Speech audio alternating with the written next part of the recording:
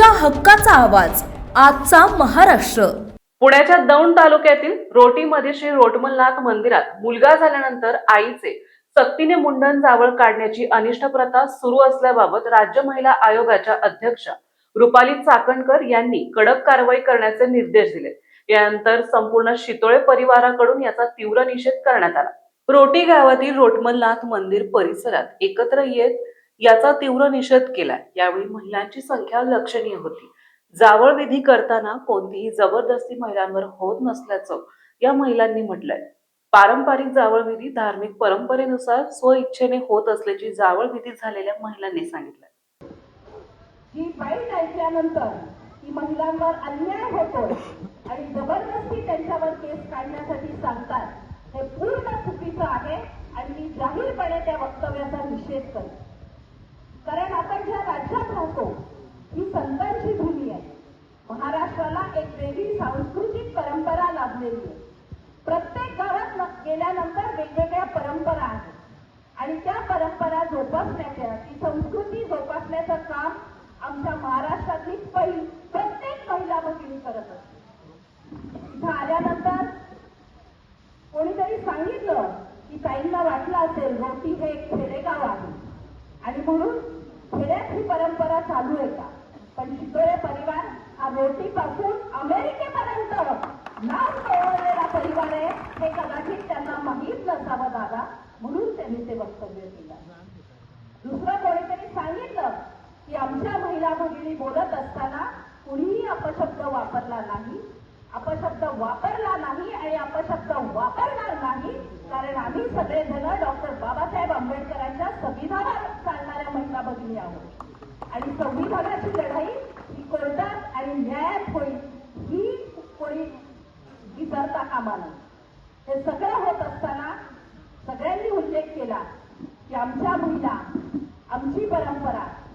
खरं तर मी एकच म्हणेन, बाबळे काका तुम्ही उल्लेख केला की आम्ही जेव्हा चाचणी येतो ह्या सगळ्या सुना आहेत, म्हणजे आम्ही दौंडच्या सुना आहोत। कोणी रोटीचा असेल, कोणी कुसेगावचा असेल, कोणी पडवीचा असेल, कोणी कुडकुमचा असेल, माझ्यासारखी खामगावची आहे, पण आम्ही सगळ्या सुना जेव्हा दौंडमध्ये आलो, बाहेरच्या कदाचित काही तालुक्यातल्या असतील, काही बाहेरच्या असतील, तेव्हा आम्हाला एकच शिकवण दिलेली आहे की माहेरचे जे संस्कार आहेत ते सासरमध्ये रुजवा आणि आमच्या सगळ्यांच्या माहेरी हेच संस्कार आहेत की ज्या घरी आपण जातो त्या घरचे संस्कार आणि परंपरा पुढे नेण्याचं काम तुम्ही करा आणि त्याच पद्धतीने आम्ही सगळ्या महिला भगिनी करतो। मग आमची एक डॉक्टर महिला बोलली, आशाच्या रूपानं पंचायत समिती सभापती म्हणून शितोळे परिवाराला लाभली, सरपंच म्हणून काही लाभल्या, म्हणजे प्रत्येक क्षेत्रात शितोळे परिवारातली महिला काम करते। पण याचा अर्थ आम्ही आमची संस्कृती आणि परंपरा सोडून देणार हे वाबळे तात्या मनात आणू नका। आम्ही कुठल्याही राजकीय पार्श्वभूमीवर काम करत असलो तरी शेवटी आमच्या महिलेला पहिलं आमचं घर महत्वाचं असतं, मग समाज महत्वाचा असतो आणि गाव महत्वाचं असतं आणि म्हणून आमच्या सगळ्या ह्या महिलांवर ते संस्कार आहेत। खरं तर जबरदस्ती हा शब्द खऱ्या अर्थानं मनाला लागला दादा, कारण मला माहिती आहे की शितोळे परिवारातल्या महिला किती लढणाऱ्या आहेत हे मी स्वतः सामाजिक जीवनात काम करताना बघितलंय आणि स्वतःची परंपरा जपत असतील तर त्यांच्यावर शितोळे परिवार जबरदस्ती करतो हे पूर्णपणे चुकीचं आहे। शेवटी परंपरा चालवत असताना काही गोष्टी कराव्या लागतात आणि ती परंपरा चालवत असताना जर जावळाच्या दिवशी, म्हणजे जर आपण म्हणत असू की इथं दान केल्यानंतर, केस दान केल्यानंतर जबरदस्ती होती, तर तिरुपतीला काय होतंय याचाही उत्तर रुपाली चाकणकरांनी द्यावं जाहीर करतो। कारण प्रत्येक ठिकाणी वेगळ्या परंपरा आहेत आणि त्या परंपरा जपत असताना आमची महिला भगिनी जी जिजाऊचा वारसा सांगते, अहिल्याबाईचा सांगते आणि सावित्रीबाईमुळे सुद्धा आमच्या महिला शिकलेल्या आहेत आणि म्हणून शिक्षण आणि परंपरा, संस्कृती याचा बॅलन्स करून तात्या आम्ही समाजात काम करतो आणि आम्ही ते कदापि सोडणार नाही।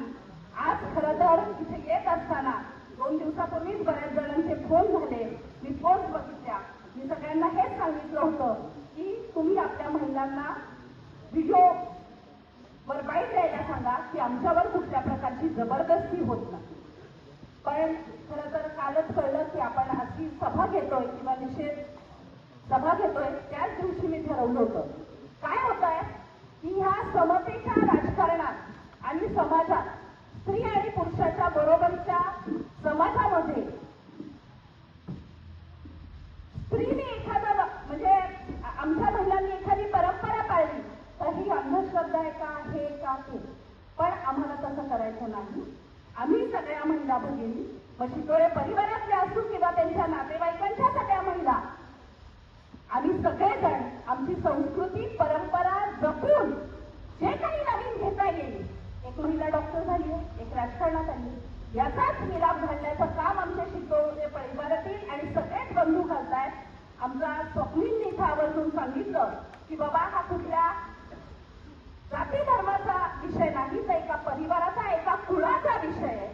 आणि तो जपण्याचं काम जर एखादी भगिनी करत असेल तर त्यांच्या पाठीशी आम्ही आहोत. शितोळे परिवाराच्या पाठीशी नागवडे परिवार आणि आम्ही सगळेजण आहोत, यात चिरमात्र शंका नाही. कायद्याने जे होणार आहे, खरं तर खरंच तुमचं सगळ्या महिलांचं कौतुक करावं तितकं कमी आहे की तुम्ही सगळ्यांनी बोलताना संयम राखला.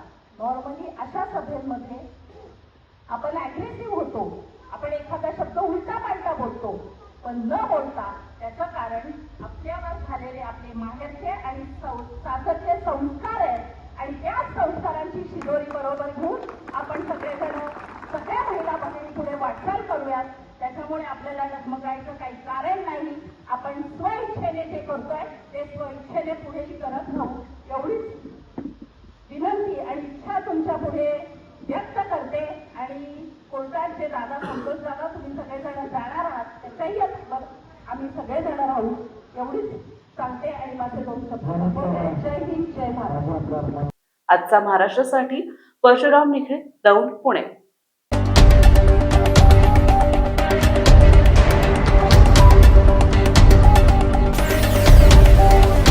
तुमच्या हक्काचा आवाज, आजचा महाराष्ट्र.